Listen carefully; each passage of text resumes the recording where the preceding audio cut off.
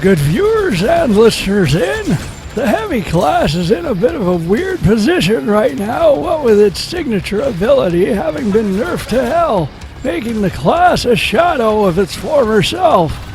If you watch my video on it, you'll know how I feel about that particular subject.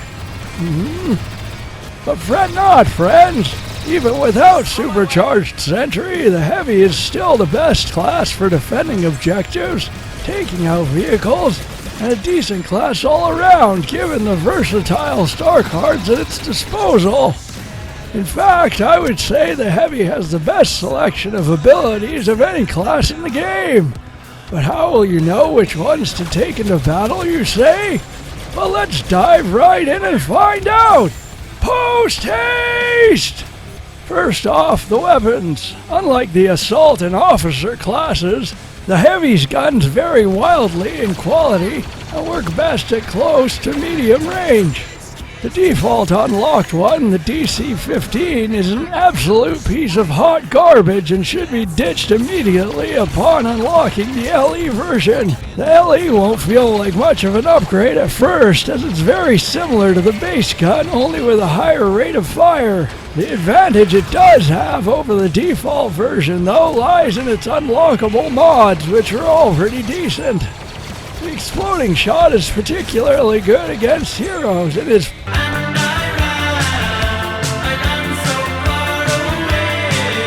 Anyway, it's potent against anything at close range, but not nearly as effective at longer distances. Don't get too close, however, as it will cause self-inflicted splash damage, which can be problematic when idiot teammates walk in front of you. In contrast, the third unlocked FWMB, which sounds like a porn acronym, is good right out of the box, but only has one decent mod in the night vision. What it doesn't tell you is that mod also gives you a better zoom, a more precise targeting reticle, and a tighter spread on your shots, which makes this far and away the best gun at long range for the class. Though it's still not nearly as good as the long-range guns in the other classes, so don't go picking fights at long distance for no reason. The final unlock, the TL-50, is an absolute beast at close range and dominates smaller game types like Strike and Blast, especially when it's paired with the combat shield. But it's absolutely terrible at long range due to its erratic firing pattern, which is only slightly helped by the reduced spread mod. Normally I'm all for a nice spread, but in this case, it's not a good thing. Hey, get that out of here, I'm trying to concentrate! The improved cooling mod is absolutely essential on this gun, as it doubles the amount of time you can fire it before it overheats. As for the secondary fire mod, I don't like it. It's great if you happen to find a group of enemies all standing together, but unlike Iden Vertigo's version on her TL-50, it fires far too slowly and takes forever to cool, meaning it's only really useful against enemies who haven't spotted you yet, which are easy kills anyway. Plus, you can't use it with your shield up, which you should have up all the time when you're fighting enemies at close range, making the secondary fire on this gun somewhat redundant. Regardless of which gun you feel most comfortable with, stick to engaging the enemy with it mainly at close range, and using your sentry for the longer range battles. Which brings us to the Heavy's abilities! The signature sentry ability is excellent for both controlling choke points and flanking groups of enemies. The only real drawback of the sentry is how long it takes to pull out and put away. And believe you me, not pulling out in time can land you in all sorts of trouble. The default sentry is my current favorite, as it's got the best combination of range, damage, and active time. In addition to all that, it doesn't even take up a card slot. While it has the explosive damage reduction that all sentries share, the one thing it lacks in comparison to the enhanced versions is instant health regeneration. That's the only con when compared with the first of the enhanced options, the mobile sentry. This is essentially a weaker version of the default sentry, only with slightly faster movement speed and the aforementioned instant health regen. This is by far the worst of the sentries in my opinion, as it takes way too long to kill an enemy, giving them a chance to escape. Despite the description, I've used this thing many times, and I can't say I've ever noticed a difference in mobility compared with the default sentry. Even the neutered supercharged sentry is a better option than this. Ah yes, the once mighty SCS. Formerly the foundation of the heavy class, and capable of taking out entire squads, including heroes in a single use, it's now been limited to just a fraction of its previous active time, rendering it almost useless in comparison to the default sentry.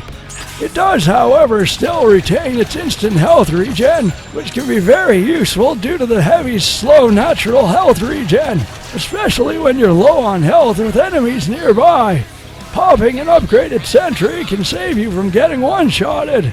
It also still does excellent damage and is usually good for at least 1 or 2 kills, but in spite of those pros, I still say the default sentry is the better way to go due to its much longer active time. After weeks of promises that a patch was coming which would improve the supercharged version, it finally came out on Monday. These guys have proven several times in the past that they're absolutely clueless when it comes to patching their own games, and this is unfortunately no exception. Instead of firing for only 3 seconds, it can now fire for a grand total of, wait for it, 4 seconds! Bravo, DICE! This fixes everything! What a genius patch! Here, have my award for worst developers! Explosive Sentry certainly has its uses. It's perhaps the best option for controlling a choke point, given its splash damage and extremely long active time. The problem is the damn thing is so hard to aim at anything more than medium range due to the arcing flight path of its shots. As previously mentioned, the Sentry is the Heavy's only real long-range option, so this makes it somewhat moot in my opinion. It's also not good in close quarters due to how long it takes to activate, so unless you've mastered firing it at long range, the Explosive Sentry is only worth the card slot on maps with limited long-range engagements, like the Death Star. Hey, leave that trash can alone, asshole! The standard impact grenade is decent on its own for most maps, so I'll normally take passive ability cards in place of the improved version, with the exception of small maps or strike/blast modes where the amount of tight spaces make the extra damage radius worthy of the card slot. The impact grenade itself isn't quite as good as the assault class's thermal detonator, as it requires a direct hit on most full health enemies to get a kill. It's best used on shielded enemies or when your weapon is cooling. I find it especially good in the latter situation, given how long the Heavy's guns take to cool, as it keeps you from being completely defenseless. Oh, right in the plum sack! The combat shield may just be the Heavy's best ability, especially at close range. The correct way to use it is to wait to activate until you're engaging an enemy in a firefight. By popping the shield after you've started exchanging fire with them, they won't have time to counter it. Plus, you move so slowly when it's deployed that it's not practical to walk around with it up all the time.